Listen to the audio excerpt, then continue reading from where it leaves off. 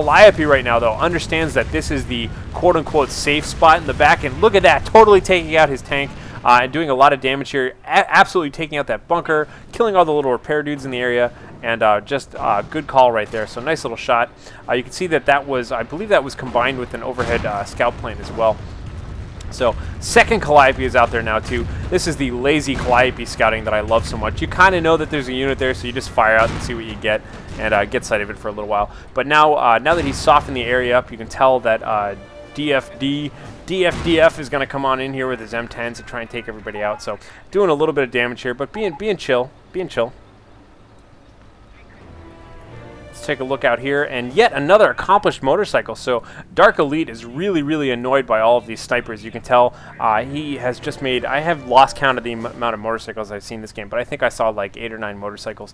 Anti-tank gun should be a little bit worried about this accomplished motorcycle. I believe kind of in a 1v1 fight, the motorcycle will always win if it's microed. But you can see there's just enough other vehicles around here that he doesn't have too much to worry about. Totally whiffing that shot, though. The tank destroyer is on the move, but I think that motorcycle is going to get out of there for sure. Wow! Wow, another near miss there, and it looks like the Walking Stuka. Oh! Walking Stuka totally takes out the anti-tank gun. Does a little bit of damage, but come on, anti-tank gun, stop whiffing here. You've got 8 effectiveness against light vehicles, and you're 0 for 4 now. That's no good. Anti-tank gun just kind of plugging away at these, machine gun team here in this building, trying to install a new front door there. It looks like that'll turn out nicely. Meanwhile, over here we do have a mass retreat by the Allies. Oh, and setting off a bunch of the mines on the way back. Looks like they were trying to do some damage, but they bumped into, of course, an accomplished Ostwind Flak Panzer with 2 kills for HRAPTORx. So now quite a bit of armor on the field for both players. Panthers, Ostwinds, half-tracks, still a Puma. We do have this accomplished Panzer. He is level 1 though. Accomplished Panzer level 5. So note the amount of heroes. So it's as if neither player really wanted to have to. Oh, here we go.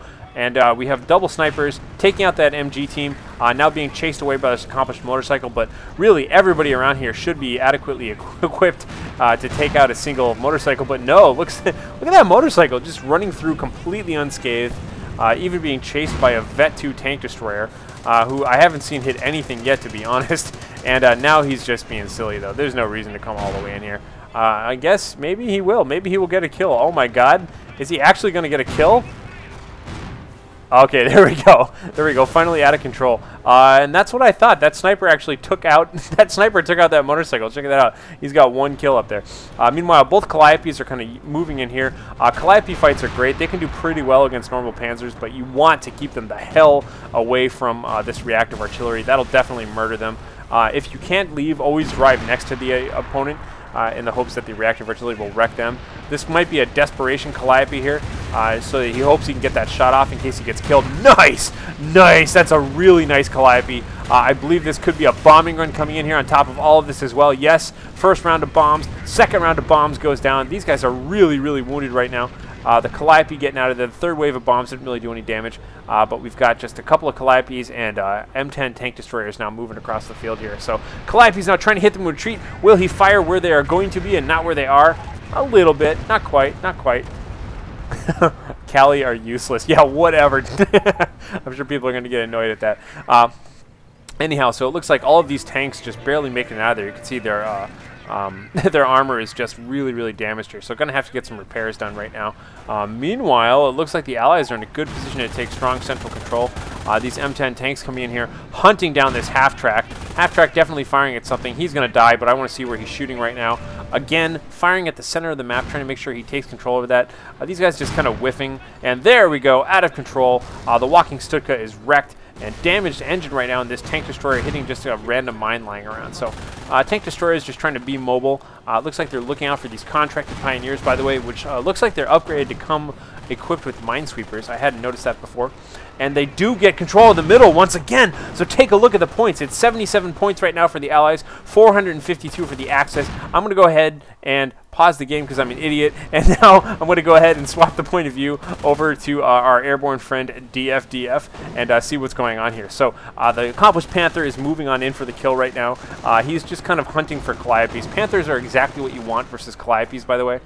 They're really, really good anti-tank kind of weapons. They're, they're also just durable as hell. They're moderately okay against infantry, but without having any sort of machine guns, they can't do too well against that. But I'm kind of amazed that they didn't just go for regular vehicles and vet them at this point in the game. This Calliope shot is looking pretty nice here. That's exactly what you want to do, and always make sure to, at the very least, back off your repairing Pioneers, but definitely try and retreat them if you can. But now, taking a bunch of damage from that Calliope and now getting picked off here, we have a Pershing on the field. Oh, Pershing just lays waste to that thing. Pershing now just kind of firing away. Looks like this whole bunker is going to get wrecked by Calliope spam, and this is the kind of late game that all of the Axis always hate. You can tell that these guys were doing really, really well with their kind of spammy defensive abilities, but now the spammy armor commander abilities with a little bit of ops plane and bombing run is just ridiculous. In fact, the more and more I think about it, I've seen this game before. I still appreciate seeing it many, many times, but the kind of general feel in 2v2 of of an airborne player with an armor player, this is how you play 2v2. You kind of stall it out with all your cool abilities early game from the airborne commander, and then late game the airborne commander supports the armor commander's ability to just kind of blow everything up. Venerable Volksgrenadiers here, trying to just stay out of the way of the carnage, it looks like. And now the Allies finally capping the middle, so 67 points to 436 points. The Allies have stabilized just a little bit. Having all of this armor in the center is ridiculous. You can see 4 I always want to call them anti-tanks. They are 4 tank destroyers, Pershing, 2 Calliopes, a bunch of anti-tank guns. And now we see the regular Panzers out here for Dark Elite. The Pershing was getting a little greedy, kind of charging on in there, trying to see if he could get anything done. Pershing always needs to have support, though. It does a ton of damage. You can see it's got 888 effectiveness here. And check this out, we do have a reactive artillery in the middle of all this stuff. Oh no, don't leave that Pershing alone. But it doesn't matter, he's gone ahead and activated auto repair, and we have a bombing run on top of everything there. Oh man, look at that bombing run, that just laid waste to all that stuff. Pershing now, he doesn't afraid of anybody. He's going to charge on in, and now look at all these M10 tank destroyers, all firing in unison, wrecking, absolutely taking out that Panther. Next Panther here is definitely going to get wrecked by one of them. And now check this out, we have nothing but a base destruction force of doom here. Single accomplished Panther here by Raptor coming in, trying to do something to these M10 tank destroyers, but there are just too many tank destroyers in the field right now. This is kind of like critical mass was finally reached, and the Allies are just going for it. This Pershing is still down here shooting away at the bunkers. Looks like this lead tank destroyer taking quite a lot of damage here. Reactive artillery now being used in front of his own base, just trying to keep the tank destroyers out of the way. One tank destroyer crashing into that bridge here. These guys need to hurry up and get inside the base. That's probably the only safe place for them right now, because there is reactive artillery happening right behind them. Pershing in the meantime is going to join the fray. He's coming on in, and it looks like, oh god, if they do this, if they come in here and just gun, if they just come in here and gun right for this Panzer Command, that could certainly wreck things. We do have an early GG from DF, but I'm not sure if they're going to give up just yet, because that is, of course, his prediction. Again, we still have this defensive reactive artillery just kind of landing all over the place. This is a good move. I don't really even consider this an all-in move. I mean, at least not like a wasteful all-in move. This is totally useful here. You can see the two right now complaining about spamming M10s, Calliopes, and Pershing. Hey man, it totally works. This is a late game counter to an early game spam as far as I can tell, because the Allies were really punished hard by early game spam. Man, check this out. We do have a Vet 3 tank destroyer right now in the mix. I don't even know what Vet 3 tank destroyers do, honestly. I rarely ever see them. Double Calliopes now. Looks like they're both rotating in unison. Could they be firing at anything? No, I guess not. Yes!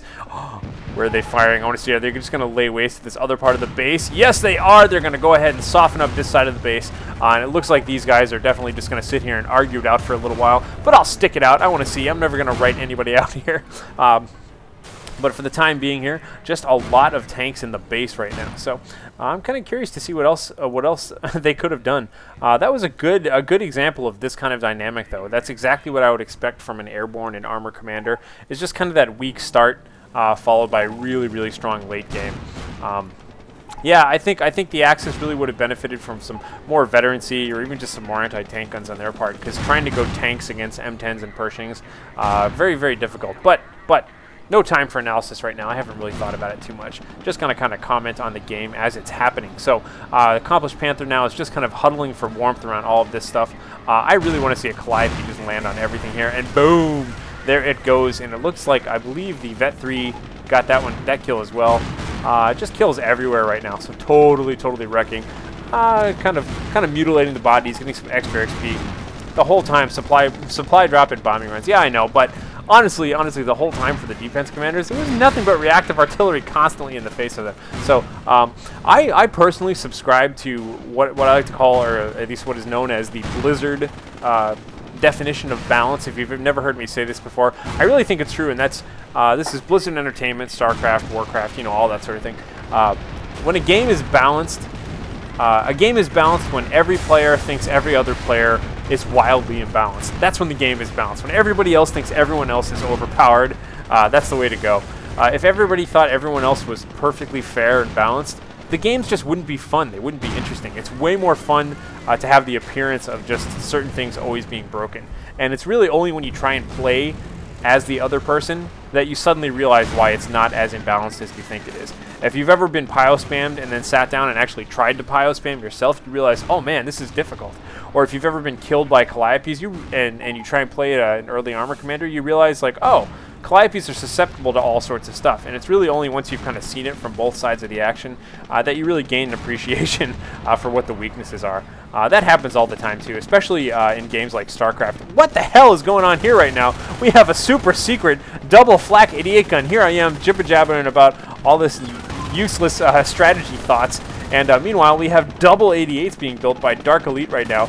If one thing could save these guys right now, it certainly would be that. But it looks like first 88 goes down, second 88 goes down, and I think that's going to be the end of it. But it looks like they were just trying to set up a little ambush there. By the way, this whole time, still haven't really managed to take care of that victory point. I would have done that a lot sooner if I were the allies, but I'm betting they were just kind of waiting for a base destruction here. Hate abusers. Ah, come on. You know, have a little bit of manner, guys.